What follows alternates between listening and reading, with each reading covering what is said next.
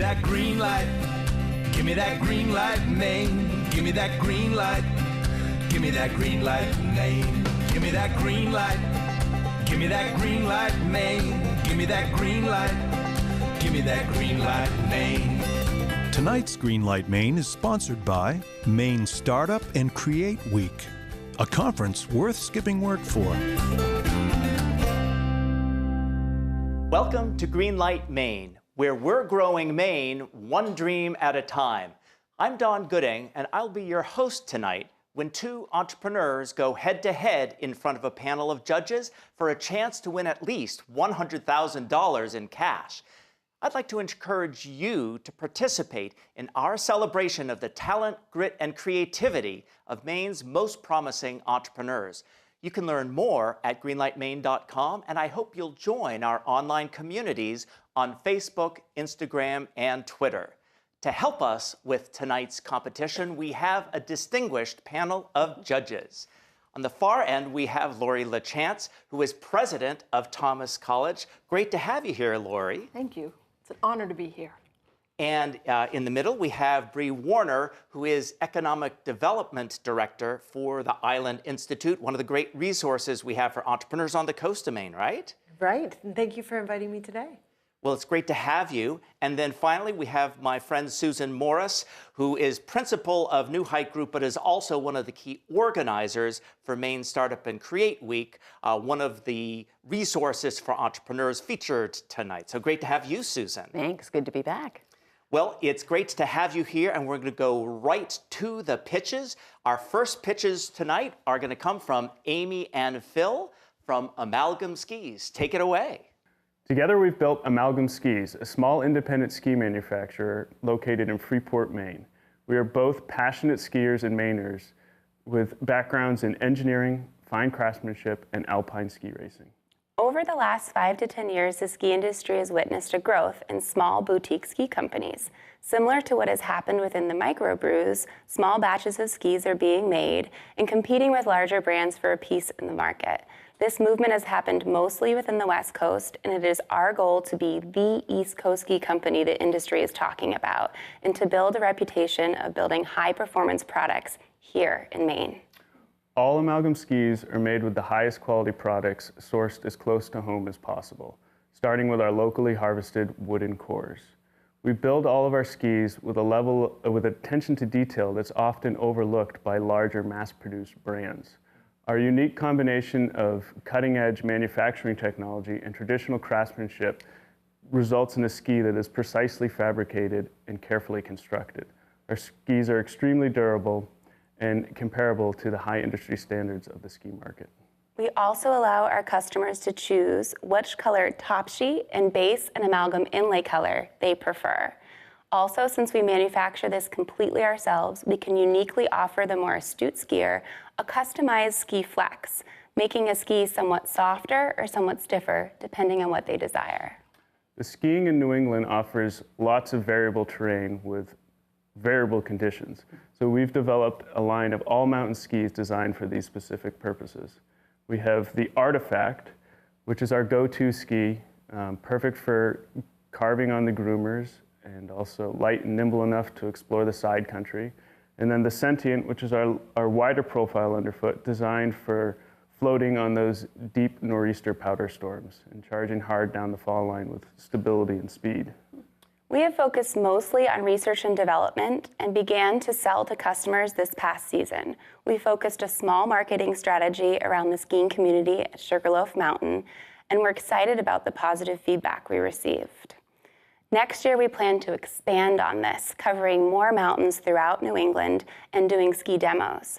We have also hired assistants with our marketing and have a strategic plan for brand expansion. So we're ready to progress forward. We have a well-tested, high-performing, sought-after product with a scalable manufacturing process. As our market continues to grow, we'll need to transition to a larger space. So the Greenlight Maine opportunity would give us the resources to expand both our marketing and our manufacturing. Great. Thank you. So first question over to you, Lori. Right, great job. Really a wonderful presentation and a great product. I'd like you to talk a little more about your brand expansion. How are you going to differentiate yourself from others in the market? So last year we focused mostly up at Sugarloaf and put an ad on the local TV station and put an ad in Maine Magazine that went into all rentals up at Sugarloaf. And next year we're expanding on this by putting more ads in magazines, doing email campaigns, expanding our social media presence. And I think our product itself, the way it's manufactured, will help overcome that niche. Bree, next question for you. Sure. I'm interested in what the price point is for this and how much it costs to produce. And also just a little bit about did you have unmet demand last year, or were you able to fill all your orders? Our price point right now is $9.50 per pair of ski, which includes customizing the top sheet and the base colors. And the manufacturing costs, we have roughly $250 in materials, and then there again, $250 in labor. So that's our margin. Okay, and then did you have any unmet demand? We didn't have any unmet demand, but we were pretty conservative in our approach last year in reaching out to Sugarloaf, and we were steady with the skis that came in. We could be selling more though. Okay, Susan. You mentioned that you're interested in expanding your manufacturing as well as your marketing. I wondered if you could talk a little bit more about how fast growth would be with customers and how many people you might be employing at what point in time. Absolutely. Well, it's a great question. Ultimately, I think myself, I'm independently manufacturing the skis right now, and I can roughly handle probably 100 pairs myself. So as we expand beyond that, we'll need to expand into a larger space and have more people. But depending on how you calculate the man hours, we could be employing at least probably 2 to 3 people if we got into the neighborhood of 400 to 300 pairs of skis. And that would probably be just in the first year as you're starting to expand. Well, great job, great questions, and we'll be back after a short break here on Greenlight Maine for a discussion with Susan Morris about some of the great resources for entrepreneurs that we have here in Maine. We'll see you in a minute.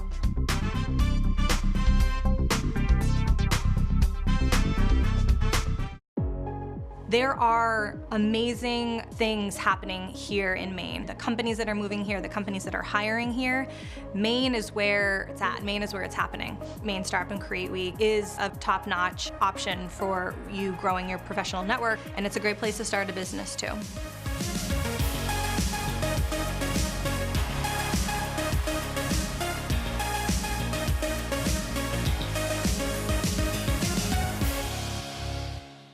As a leader in Maine and New England in providing integrated accounting, consulting, and tax services to clients large and small, the team at MacPage has proven to provide innovative solutions to help us better meet our clients' needs. We enjoy the people we serve and care about the work we do. The success of our business is based upon our ability to develop quality relationships, one client at a time. MacPage. Accessible, approachable, accountable. Since 2006, we've offered free ATMs worldwide to our customers, saving them over $16 million. Bangor Savings Bank. You matter more.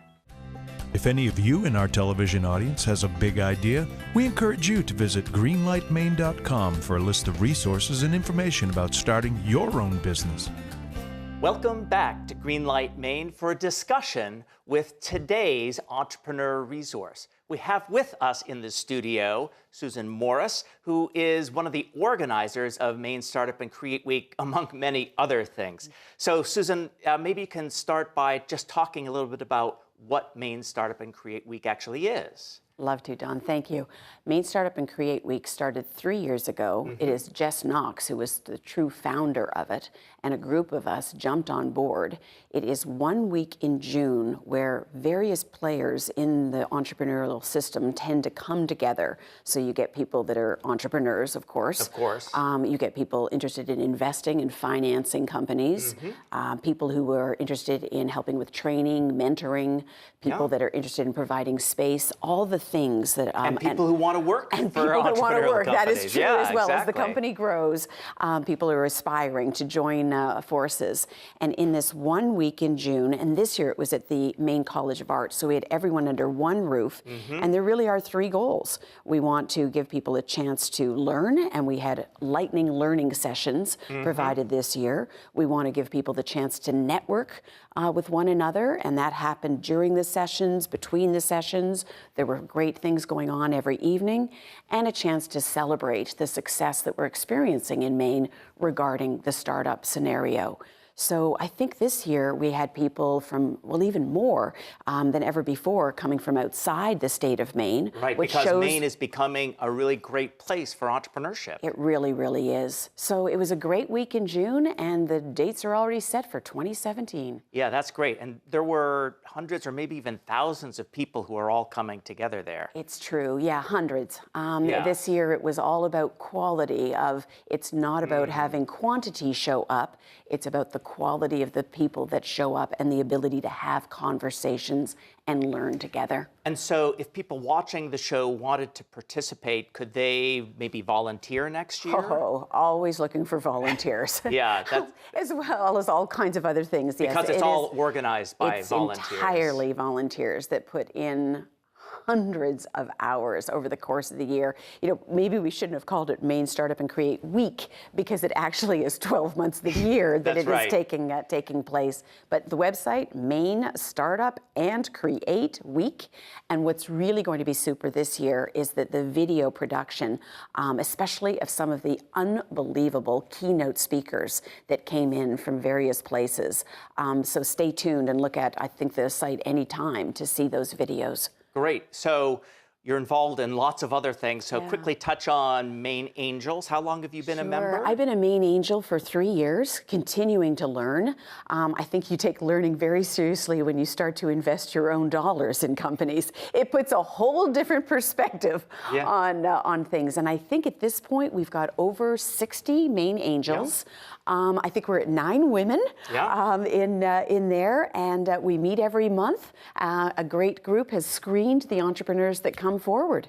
And very quickly, Top Gun, you've been a mentor the last few years? Mentor with Top Gun for the last few years, and something that's about to start its 2nd season is House of Genius. Once a month, a couple of presenters get to bring their company challenge forward and get feedback. Yeah, and we've actually used House of Genius here on Greenlight Maine as an inspiration for our own mentoring sessions. So, and I know you're also involved in some Women Standing Together. So there are lots of resources here in Maine to help entrepreneurs, and volunteers are really critical.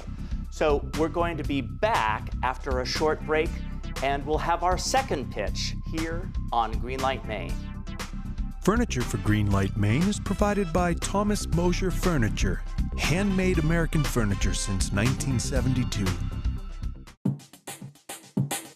We're standing by and ready for the call. I need you out on 202. We gotta get the hospital back online. In any weather, under any conditions, we're ready.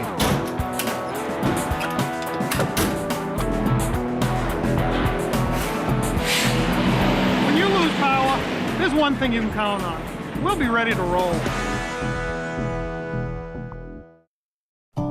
200,000 Mainers live with food insecurity, and this includes 60,000 children. Kids that haven't had a chance to eat properly are not going to do as well in school, and they're going to be more likely to end up in the food pantry lines as adults. Good Shepherd Food Bank is working to fight hunger throughout the state by partnering with local organizations, from food pantries to meal sites to schools. But we need to engage everyone in the solution. Together, we can solve hunger. Greenlight Maine would like to thank Maine Startup and Create Week, a conference worth skipping work for. And we're back on Greenlight Maine. It's a good time to get hashtag Greenlight Maine ready, because we're ready for our second pitch of the evening. With us, we have Ryan and Andy of McDermott Shapes. Take it away, guys. I'm Ryan McDermott. And I'm Andy McDermott. And Ryan and I have been making surfboards for the last 12 years. And recently stand-up paddleboards too.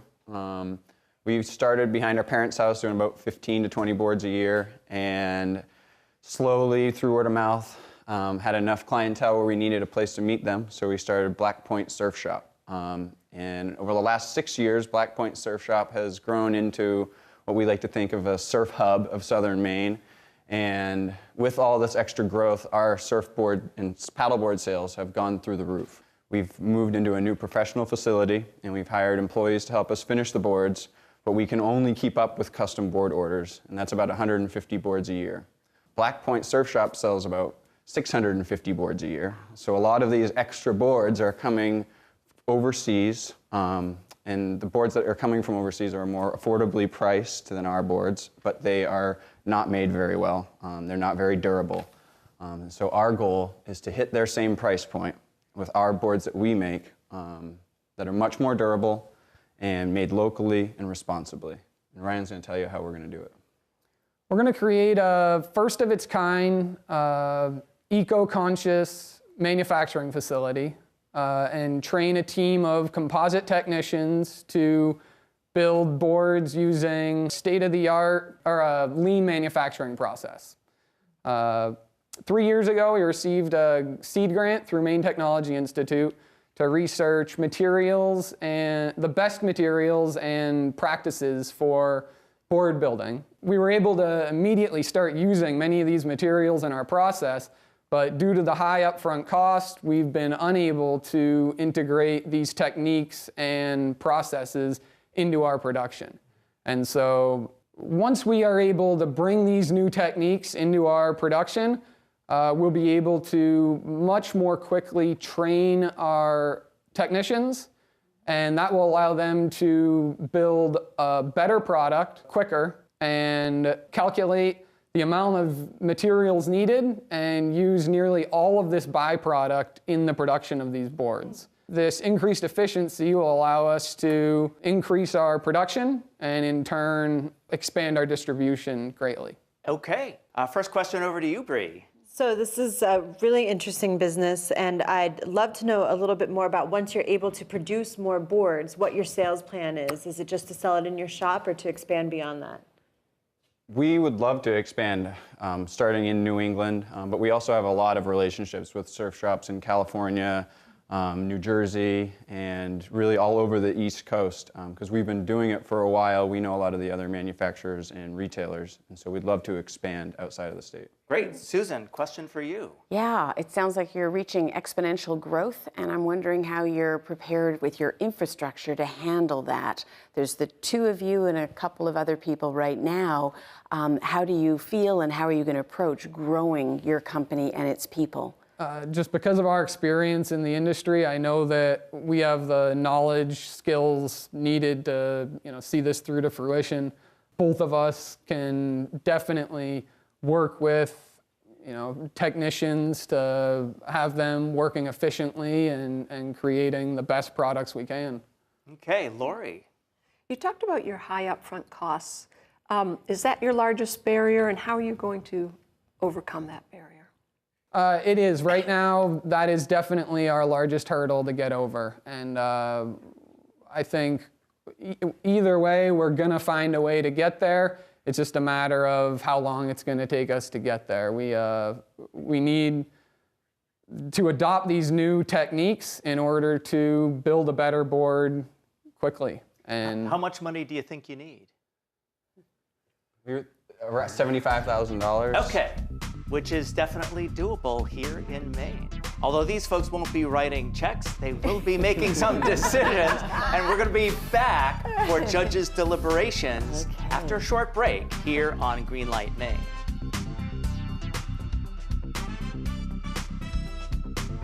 Broadcast facilities provided by NESCOM, the New England School of Communications at Husson University. FAME is one of the great resources in our state to enable businesses to find financing. FAME helps Maine businesses create and retain quality jobs. Every person that we've dealt with at FAME has been helpful and has been, for us, a partner. The whole idea is to find the right tool for the right job. FAME is the right tool because it's flexible and they're there when you need them. From business startup through maturity, FAME works to get you to yes. Thank you, FAME. Thank you, FAME. Thank you, FAME. Hi, I'm Lori LaChance, president of Thomas College. Our graduate and undergraduate programs prepare you for success in your personal and professional life and for leadership and service in your community. I know firsthand the value of a Thomas degree. My Thomas MBA completely changed the trajectory of my career, giving me opportunities I would never have had without it. Thomas College provides a great education that is personal, relevant, affordable, and guaranteed. Please visit greenlightmaine.com to follow the progress of your favorite entrepreneurs and find information and resources about becoming an entrepreneur yourself. We're back on Greenlight Maine. It's a good time to share your thoughts about tonight's two companies on Facebook, Instagram, and Twitter as we listen to the judges and their deliberations about these two companies. So, Susan, I'm going to start with you, but wow, two great companies. What do you think a bit in terms of the positives and negatives on both of these companies? Wow, Don, you're right. And they have more in common than they do apart in the sense they're both going after niche markets, but trends that we're seeing grow. I thought that they both focused well on what they plan to do with composites and manufacturing. McDermott's a little bit ahead right now on around a little bit longer, so they have learned a little bit more, a few more customers. But I think they both have passion for whether it's surfing or skiing. They both certainly have the passion for the sport and therefore the background to know what makes a good board or ski. Yeah. Bree, some of your thoughts. I couldn't agree more about the passion. I mean, I feel like you have really good spokespeople and really good representatives of their company, and all four of them. I think with McDermott Shapes, I see more of a built-in market that they're able to go after in a more ready way. I feel like the ski company, you know, their Amalgam is obviously their branding is strong, their product is strong. I think that it's going to take them quite some time to scale up to the point that they'd like to eventually be, because they have to kind of make their market.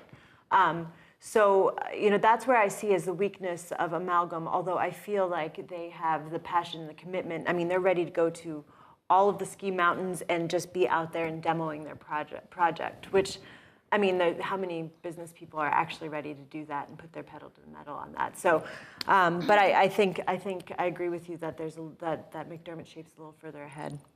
So, Lori, some of your thoughts.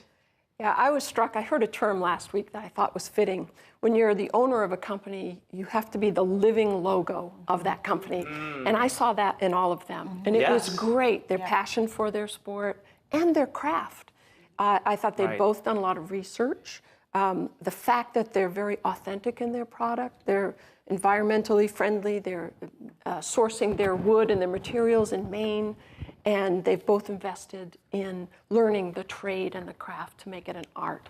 So I just thought it was amazing. Some differences, I think McDermott has to overcome this cost barrier to get that price point down.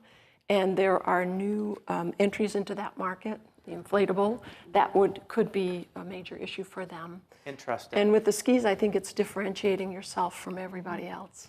Interesting. Yeah, so scalability is, you know, both an opportunity and a challenge for both of these companies. So as you're thinking about these two, given that, you know, one is earlier than the other, but over time, how do you think, which one might end up being the bigger opportunity, do you think? Wow, well, it's interesting because Amy, I think, mentioned that currently there is no one in the East doing the custom skis. So at the moment, they have the opportunity to be the leader in that spot. On the other hand, and they're doing a number of skis, and I think even bringing out more this year. So they're going very much the custom route.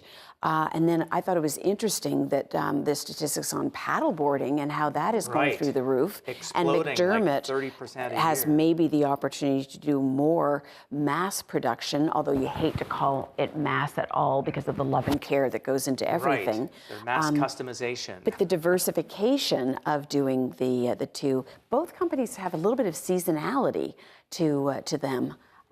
which is, how do you get those orders in and keep it going? And yet they're all going to face that seasonality. So I think we have time for just some final quick thoughts. Maybe Lori, I'm going to start with you in terms of what you see they need to be focusing on in the next year or so. What do you think for each of these companies? Well, I think for Amalgam, they're going to have to focus on the customer and what the customer wants, and try to live fully into that market, because that's going to be, I think, their niche. Yeah, great. Bree? I think for Amalgam, they're going to need to focus on how they can show themselves as different from their competitors. And I'll be interested to see how that works. And with McDermott, I think it'll be focusing on getting that price point by keeping the quality strong. Final quick thoughts from you, Susan. Sure. I think Amalgam needs to find a celebrity spokesperson, somebody who really takes them on as this is what I ski on. And I think that for McDermott, there are opportunities to work with the colleges, et cetera, on getting some technicians trained on making their product and going from there. Well, thank you for your thoughts, and we'll be looking for your thoughts as well when we come back for that reveal of who's going to move forward here on Greenlight Maine. Greenlight Maine would like to thank the Maine Department of Economic and Community Development, the Maine DECD, helping businesses and communities prosper. In 1972, Tom Moser committed his life's work to craft, and 4 decades later employs 70 fine craftsmen and women in our shop in Auburn, Maine. With showrooms and customers from coast to coast and numerous awards and accolades, Tom has firmly established himself as an entrepreneurial tour de force and has proven that a life doing what you love is indeed possible. This year's winner of Greenlight Maine will win this handmade Thomas Moser beacon box and $100,000. Since 2006, we've offered free ATMs worldwide to our customers, saving them over $16 million. Bangor Savings Bank. You matter more. There are amazing things happening here in Maine. The companies that are moving here, the companies that are hiring here, Maine is where it's at. Maine is where it's happening. Maine Startup and Create Week is a top-notch option for you growing your professional network, and it's a great place to start a business too.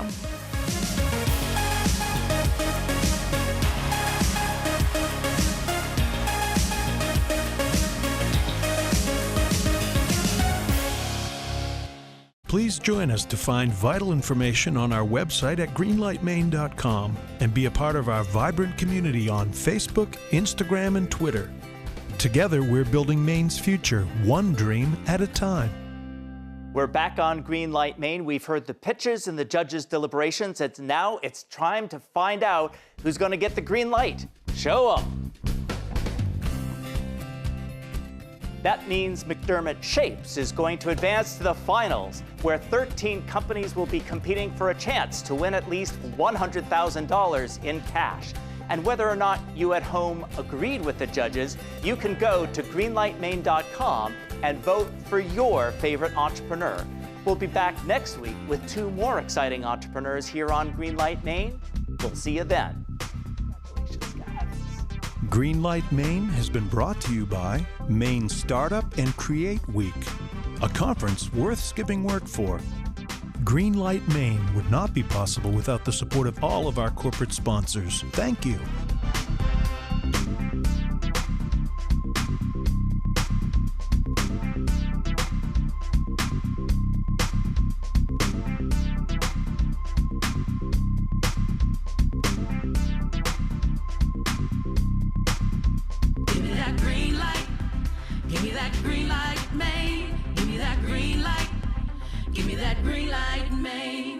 Greenlight Maine has been a paid-for presentation by the Portland Media Group.